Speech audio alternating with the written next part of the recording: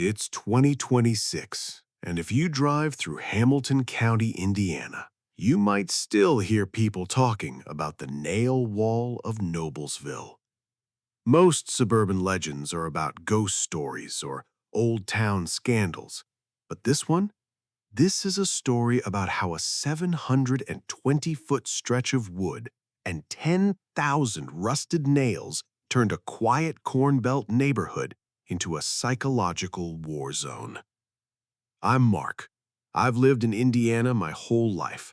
I like the seasons, I like the Pacers, and I like the fact that out here people generally respect a man's castle.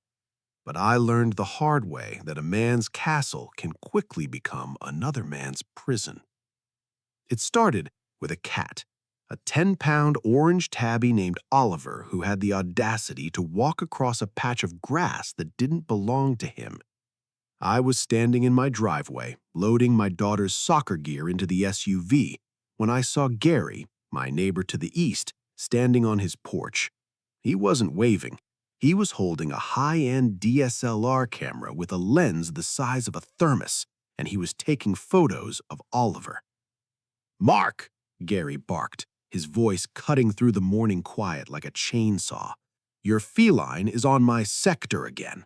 This is a formal notice. If he crosses that line one more time, I'm calling animal control for a predatory trespass."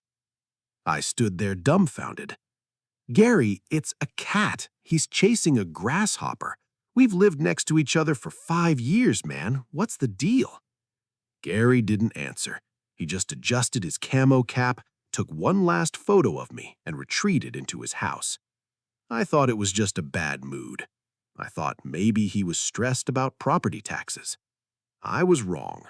That was the opening shot of a 3-year campaign that would eventually involve the Indiana State Court of Appeals and a fence that looked like something out of a post-apocalyptic movie. Gary and Linda hadn't always been this way. When they moved in back in 2018, they were just another couple looking for the Indiana dream, a big lot, a 3-car garage, and some peace and quiet. But Gary had this obsession with security. It started with one Ring camera, then 4, then a 20-foot flagpole with a 4K panoramic dome at the top. By 2024, Gary's house looked less like a home and more like a regional command center. The real trouble started when I decided to put in a small vegetable garden. I checked the setbacks, I stayed 5 feet off the property line, and I used simple cedar raised beds. But to Gary, my garden was a visual encroachment. He claimed the smell of the tomato plants was devaluing his outdoor air quality. When I refused to move the garden, Gary decided to redefine the border. I woke up on a Saturday morning to the sound of a post hole auger. Whir, clunk, whir, clunk. I walked to the edge of my deck, coffee in hand, and my heart sank. Gary was out there with a crew of 3 guys. They weren't building a normal fence. They were sinking 4x4 pressure-treated posts every 6 feet, running for 720 feet, the entire length of our shared property line. "Privacy, Mark," Gary shouted over the engine noise. "Since you can't control your pets or your plants, I'm sealing the border. Total isolation." I looked at the height of the posts. "Gary, those are 8 feet tall. The town code says 6 feet is the limit for residential." Gary pulled a laminated sheet of paper from his tactical vest. "Not if it's an agricultural security barrier. I filed it as a farm protection structure. Indiana loves its farmers, Mark, and since I have 2 apple trees in the front, I'm a farm now." He gave me a smug, yellow-toothed grin. But the height wasn't the worst part. The next day, Gary spent 12 hours on a ladder. I watched from the window, feeling a pit of anxiety grow in my stomach. He was using an industrial air nailer, but he wasn't nailing the boards together. He was driving thousands of long, galvanized framing nails through the top rail of the fence. He wasn't driving them all the way in. He was leaving about 3 inches of sharp, rusted-looking steel pointing horizontally toward my yard. 720 feet of it, a wall of spikes at eye level. "What are the nails for, Gary?" I asked, my voice trembling with suppressed rage. "Deterrent," Gary said, not even looking at me as he hammered another one. "It keeps the predators off the top. And if your daughter happens to kick her soccer ball over here, well, consider the ball a casualty of war. Don't touch the fence, Mark. It's electrified now, too." It wasn't just the spike wall. Gary had one more trick up his sleeve. A week after the fence was finished, I noticed a new structure on his roof. It was a specialized mount. On that mount was a high-grade security camera, the kind they use at airports. I did some digging online and found the model. It was a PTZ, pan, tilt, zoom camera with 23x optical zoom and night vision. I realized the gravity of the situation when I was sitting in my living room one evening. My wife Sarah was reading on the sofa. I looked out the window and I saw the lens of that camera move. It rotated 180 degrees, tilted down, and pointed directly through our sliding glass door. At 23x zoom, Gary wasn't just seeing our yard. He was reading the titles of the books on our coffee table. He could see what we were having for dinner. He could see our daughter sleeping in her bedroom. "This is stalking," Sarah whispered, pulling the curtains shut. "Mark, we can't live like this. It's like being in a cage." I didn't call the police that night. I knew Gary had the local deputy, Officer Miller, on speed dial. Gary would just claim he was monitoring his perimeter for feline intruders. Instead, I went to the Hamilton County Government Center.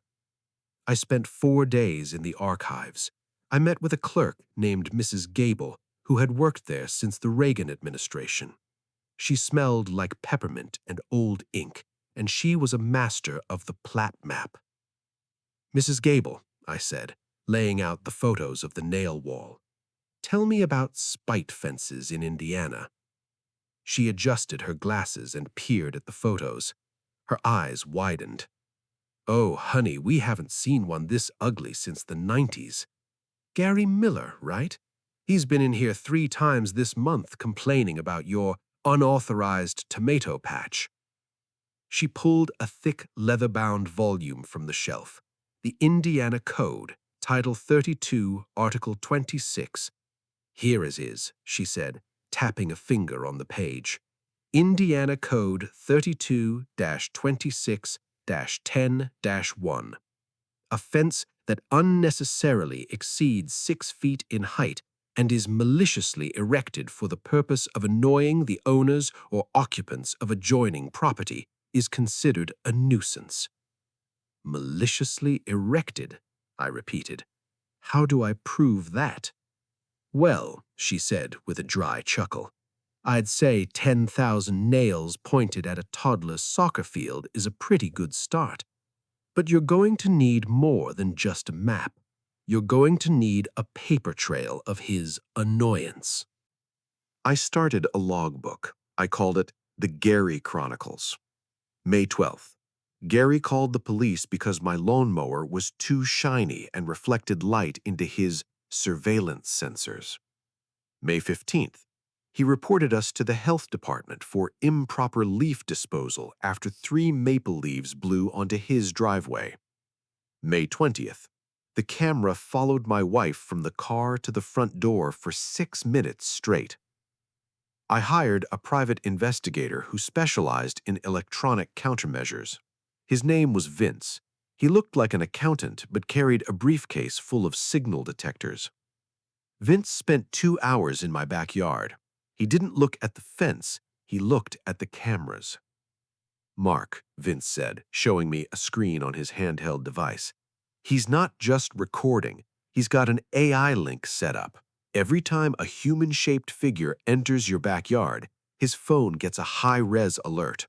And that 23 times zoom, it zoomed into your master bedroom window right now. Vince handed me a certified report. In a court of law, this isn't security. This is a violation of the quiet enjoyment clause of your deed. In Indiana, you have a right to be in your home without being under a digital microscope. But the final piece of the puzzle came from the town inspector. I invited him out to see the agricultural security barrier. The inspector, a guy named Pete who had zero patience for Gary's grind set, walked the 720-foot line. He touched one of the nails carefully and looked at the height. "He told me it's a farm," I said. Pete looked at Gary's two scrawny apple trees. "I've seen bigger orchards in a grocery store produce aisle. This isn't a farm, Mark. This is a spite fence. And those nails, that's a booby trap violation under the local safety ordinance." I had my evidence. I had the survey. I had the private investigator's report, and I had the town inspector's violation notice. Gary thought he was building a fortress. He didn't realize he was building his own legal execution chamber. I walked to my mailbox that evening. Gary was on his porch filming me with his phone. "Having fun, Mark?" he yelled. "The spikes stay. The cameras stay. My house, my rules." I didn't yell back. I just held up a large manila envelope. "Actually, Gary, it's the state of Indiana's rules, and you're about to get a very expensive education in Title 32. After I handed Gary that envelope, I did something that drove him absolutely insane. I went silent.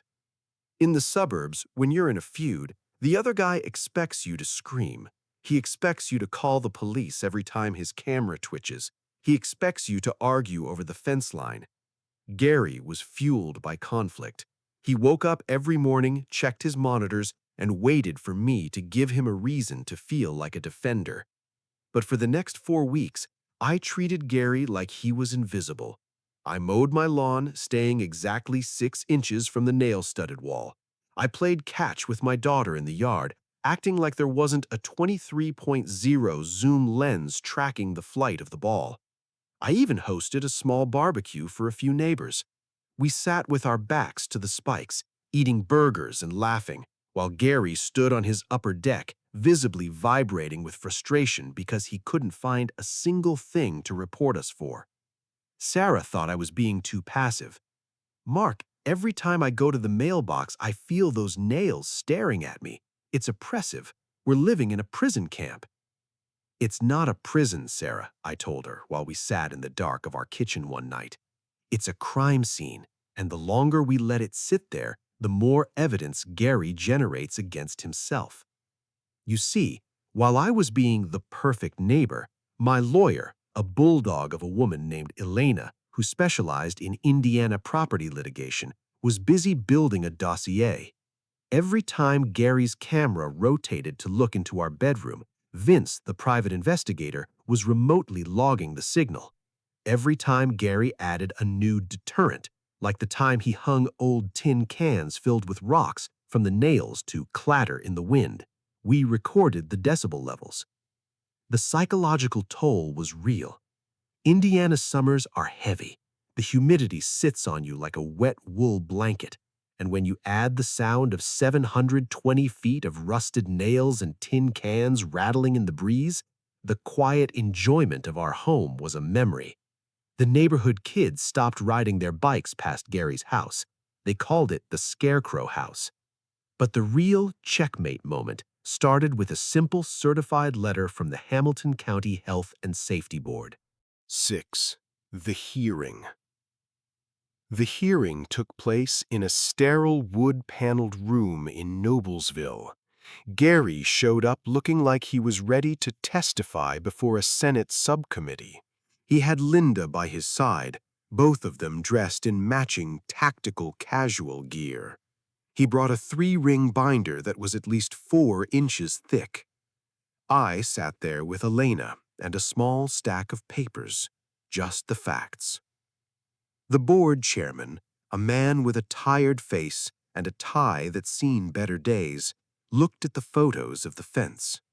He spent a long time staring at a close-up of a galvanized nail, rusted at the tip, pointing directly toward my daughter's wooden playset. "Mr. Miller," the chairman said, looking at Gary, "explain the spikes." Gary stood up, his chest puffed out.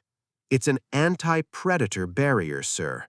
We have a severe issue with invasive feline trespassers. I am protecting my agricultural assets, my apple trees, from contaminants. In the state of Indiana, a farmer has the right to secure his perimeter using standard deterrents." Elena stood up, slowly. She didn't raise her voice. "Mr. Miller, according to the USDA and the Hamilton County Zoning Board, 2 semi-dead apple trees do not constitute a farm. Furthermore, under Indiana Code 32-26-10-1, any fence exceeding 6 feet that is built with malicious intent is a spite fence. Mark, show them the video." I hit play on the laptop. We didn't show the fence. We showed the camera logs. We showed 48 hours of footage where Gary's 23 by zoom lens was locked, not on his orchard, not on his perimeter, but on my wife's vanity table in our master bedroom. We showed the lens tracking my 8-year-old daughter as she jumped on her trampoline. This isn't security, Mr. Miller. This is surveillance. This is a 720-foot manifestation of an obsession. Gary started shouting about his constitutional right to privacy and securing the sector. He actually used the word sector. He looked at the board members like they were the ones who didn't understand the real world. The chairman leaned forward. "Mr. Miller, I've been doing this for 20 years. I've seen fences built out of old tires. I've seen people paint their houses neon pink to spite their neighbors. But I have never seen a man drive 10,000 nails into a wall to protect 2 apple trees from a house cat. You aren't a farmer. You're a nuisance." The ruling was a total slaughter. Gary was ordered to bring the fence into residential compliance within 14 days. That meant lowering it to 6 feet, removing every single nail, and dismantling the PTZ camera system. If he didn't, the county would hire a contractor to do it for him, and they would put a tax lien on his house for the cost, plus a $500 a day fine for every day the spikes remained. Gary looked at me. His face was a shade of purple I didn't know existed. "You think you won, Mark? You think I'm just going to let you tear down my security?" "I don't think anything, Gary," I said. "I'm just looking forward to the silence." The 14 days passed. Gary did nothing. Well, he didn't do nothing. He actually made it worse. He bought a siren, the kind they use on volunteer fire trucks, and set it to go off for 5 seconds every time a cat, meaning me, walked near the line. On the 15th day, the county sheriff arrived, and he didn't come alone. A flatbed truck from a local demolition company pulled up into the cul-de-sac. They had chainsaws, pry bars, and a wood chipper the size of a small cank. Pete, the town inspector, was there with a clipboard. Gary came screaming out of his front door. "Trespass! This is government overreach. I have a lawyer on the phone." The sheriff, a massive man named Deputy Higgins who looked like he had 0 time for Gary's grind set, just held up the court order. "Gary, go back inside and have a seat. Or don't. But if you cross this line while these men are working, I'm going to have to introduce you to the inside of a squad car." I stood on my back deck, Sarah beside me, and we watched the nail wall fall. It was one of the most satisfying sounds I've ever heard, the crunch of the pressure-treated wood, the ping of the nails hitting the dirt as the boards were ripped away. The crew worked with clinical efficiency. They didn't just take the top 2 feet off. Because Gary had refused to comply, the court had ordered the entire 720-foot structure removed because it was deemed an unpermitted hazard. By noon, the 23X zoom camera was sitting in a cardboard box in the back of the sheriff's SUV. By 4 p.m., the agricultural security barrier was a pile of wood chips. For the first time in 3 years, I could see the sunset over the eastern ridge. I could see the full stretch of my yard. I could see Gary, sitting on his porch, stripped of his fortress, looking small and incredibly mortal. He had spent probably $25,000 on that fence and the surveillance tech. He spent another $8,000 on legal fees.